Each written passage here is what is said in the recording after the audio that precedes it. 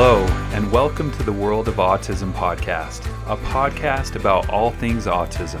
I am Dr. Jeff Knight, and I'm on a mission to create hope, peace of mind, freedom, and confidence for these children with autism, and in serving their families to help create the happiest, healthiest versions of themselves. In this podcast, we dive deep in creating many different solutions, talking about resources, and providing insight and stories of hope for families that suffer and have challenges with autism. Please join with me, and I look forward to connecting with you.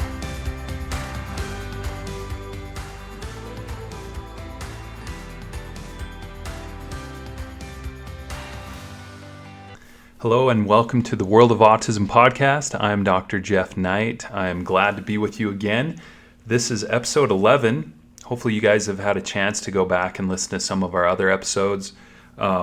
Really, my goal here is to continue to just provide a ton of value for you and your families, provide different things to think about, different ways and scenarios that potentially could be helpful for you as a parent of a child with autism, or maybe you yourself have autism, are on the spectrum and are looking for other things that could potentially help out. So today I'm going to talk about something interesting that I learned over the years, and it's the title is Generational Toxicity.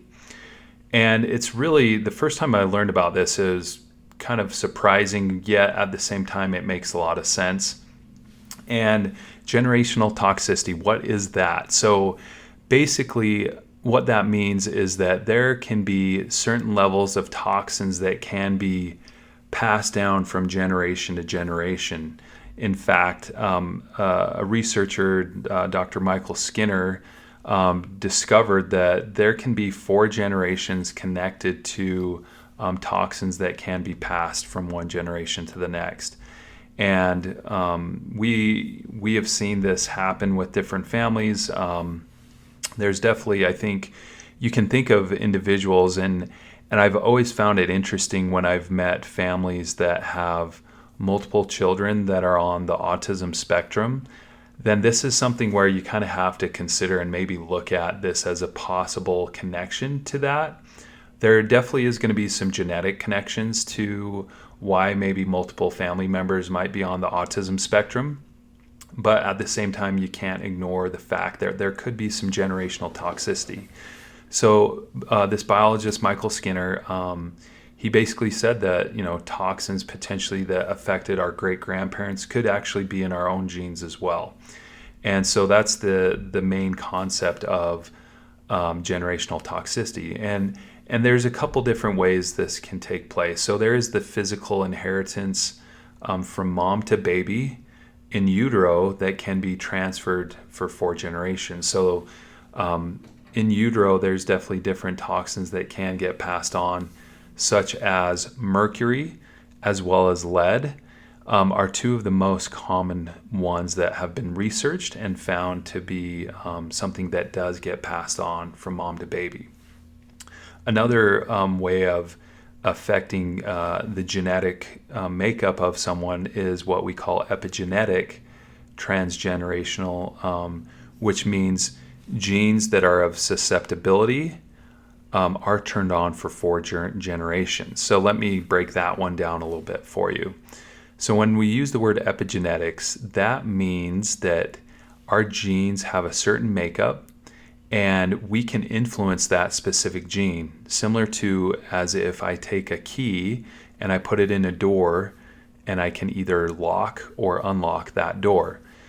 The same thing with certain genes. We have certain genes that if there's a certain influence or a certain environmental factor that's present, whether it be good or bad, it can have a different response on how that gene shows up.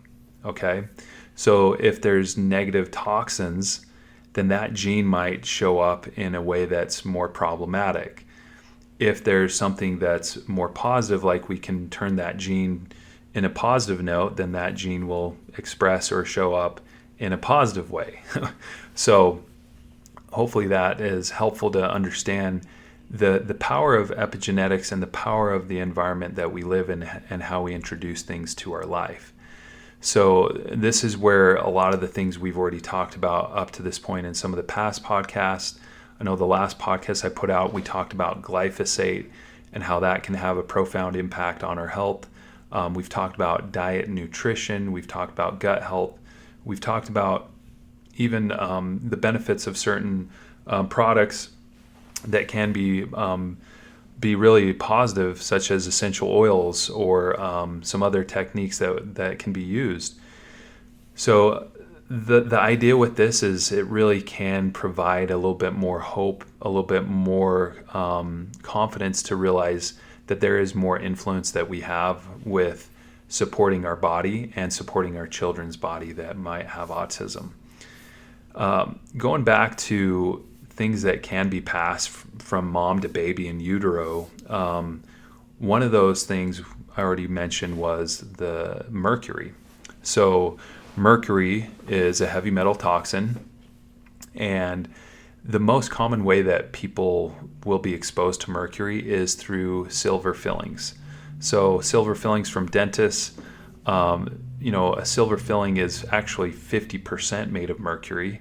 And then they call it an amalgam because it's melted and meshed with other metals as well. So nickel is another metal in there. Silver is included, but mercury is the bulk of it, unfortunately. And mercury has been shown to be a neurotoxin. It has been shown to, create some different challenges in individuals with their brain, hormones. It definitely can get into the tissues of our body and cause added inflammation. So there was a study that was done in Europe. It's called the DRASCH study, DRASCH, and they found that the amount of mercury in an autopsied infant corresponds to the number of silver amalgam fillings in the mother. So pretty fascinating to see a correlation between silver fillings in a mother, the amalgams, in comparison to how much mercury was found in a child, an infant.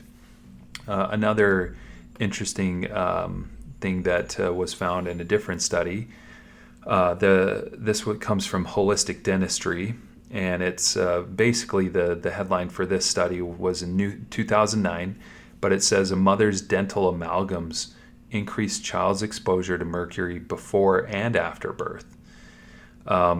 So the interesting thing about the after birth, you can only think that possibly even in a mother's milk potentially, there's definitely some question marks with that.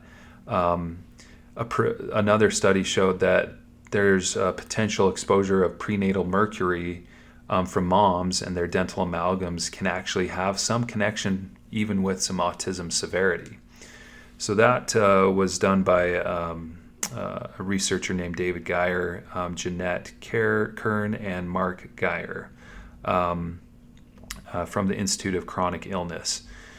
So again, these are pretty interesting things that people are discovering, and unfortunately, this can definitely create, I guess you could say, individuals being more and more susceptible to a toxic exposure that then can lead to a negative effect on their nervous system, and having this be a potential, connection to the overall condition of why someone might have a more severe case of autism or not. There's so many factors. Let's just agree that to really say that there's one thing that is causing autism, we can't say that there is one thing, but there is definitely multiple things that can contribute and multiple things that can influence and potentially make a situation worse than what it is. Along with mercury, lead is another heavy metal that can be passed from mom to baby in utero, and really can be most commonly found in the bones of pregnant women. And so when the baby is growing and the mother is basically helping develop this baby, sometimes a mother's body will actually take and break down certain aspects of the bone to release certain minerals. And unfortunately, sometimes that release of minerals to transfer to the baby can bring with it lead that may be stored in the bone.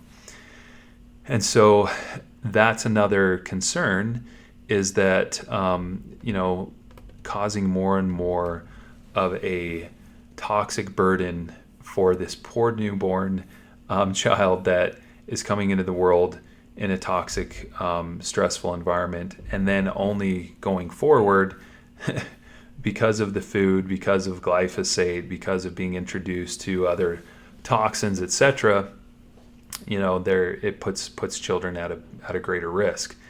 And so, it's you could argue that this could easily be connected to autism. You could argue that this could possibly even be connected to the increased amount of allergies, the increased amount of autoimmune conditions. So I'm not going to make any claims that that's connected 100%, but again, like I said, you could argue that there's some high possibility that this generational toxicity is leading to creating more stress on a child, and therefore when they're exposed to more, they're already kind of shooting behind the eight ball.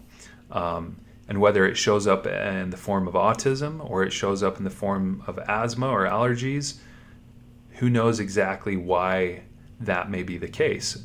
Sometimes there are going to be certain genes and certain genetic tests that may highlight some possible, potential there. However, at the same time, like we talked about with epigenetics, there can be certain genes that are turned on in a negative way in grandma. And if that gene continues to stay turned on in grandma, well, that she could transfer that same negative turned on gene into daughter, which then could transfer that to son or daughter going forward. So it's really kind of a fascinating and interesting concept. And again, talking about babies being born with the higher amounts of toxicity, the Environmental Working Group, EWG, they actually, several years ago, they examined the cord blood of newborns, and they found that some of these newborns began life exposed to as many as 287 of the 413 toxic chemicals that were actually found in the study. So an average of 200 toxins were found per baby. And they go on to say that 180 chemicals found are actually known to cause cancer. So even since 1950, we know that cancer rates in children has risen significantly. And in this reference that I have here, it says that it's risen above 67% since 1950. And according to the Columbia University School of Public Health, they actually made a statement that 95% of cancer is caused by diet and the environment. So environment meaning all the toxins, chemicals we're exposed to, and diet is pretty obvious as far as the food and beverage that we put into our body, or sometimes maybe the lack of good stuff that we're putting into our body to counteract some of that, right? So pretty wild situation to consider. Now, I know this information can be somewhat overwhelming and kind of like almost a doom and gloom type of a thing. And that's not the purpose of why I'm sharing this with you, but more to inform you that this could be a piece of the puzzle. And what can you do about this to make a difference and potentially even change the trajectory of your children or your grandchildren, or even yourself? The good news is we can actually do things to help the body detox, to help pull out heavy metals, to help pull out mercury, lead, aluminum, to help pull out glyphosate, to help, remove any of these things that are creating more and more havoc on the body. So there's definitely positive things that can be done to limit or minimize the amount of generational toxicity that could take place. So knowing what I know now, I'm now in my 40s. If I were to go back and prior to getting married and choosing to have children, one of the big things I would have done is I would have gone through and done a pretty, focused detox program, and been just consistently doing what I can to prepare my body to minimize any potential negative triggers that could go on from passing from mom and father down to baby. So these are some things that we all have some power in our corner, where we don't have to feel like we're stuck, or that we don't have any options to really make a difference.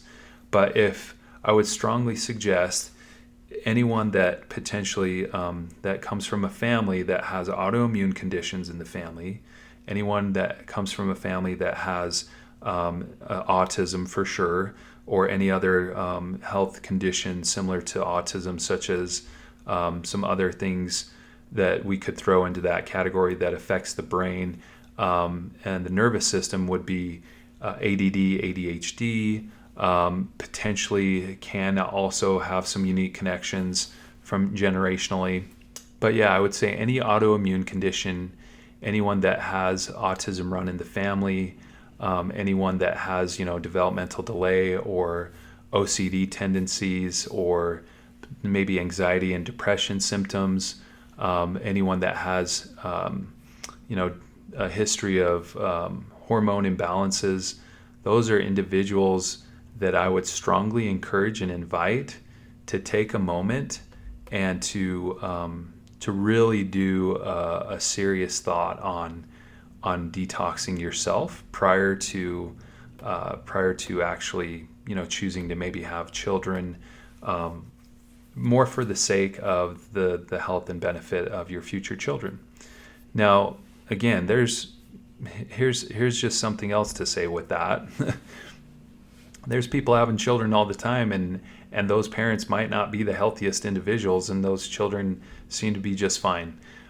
So there are some situations and scenarios where this isn't going to reflect, but again, it's kind of using the whole concept or idea of what are my odds, or what are my chances, or how likely are these things to take place, and if we can decrease the amount of potential negative things that could go on, then that gives us a little bit more confidence and a little bit more of a chance to say, hey, I've got some hope. Now, ultimately, when all is said and done, things are going to happen. This still is a imperfect world we live in. Our bodies are not perfect, and there are going to be scenarios and situations that can even alter genes, not just through toxins and chemicals, but even emotions and stress can alter our genes too.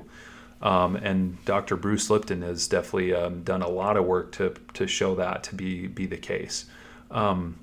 So know that the best we can do to try to create harmony and peace in our life, to take care and nourish our bodies in a positive way, and then to minimize any toxic exposures that we either knowingly are exposed to, or maybe we have no clue that we've been exposed to certain toxins or chemicals. And if we can remove or eliminate those things, then that's going to give us a chance to have a better possible outcome in the long run, again, for ourselves, for our children, for our children's children, and even for our great-grandchildren. Like Michael Skinner, the biologist, discovered that toxins can be passed 4 generations, okay?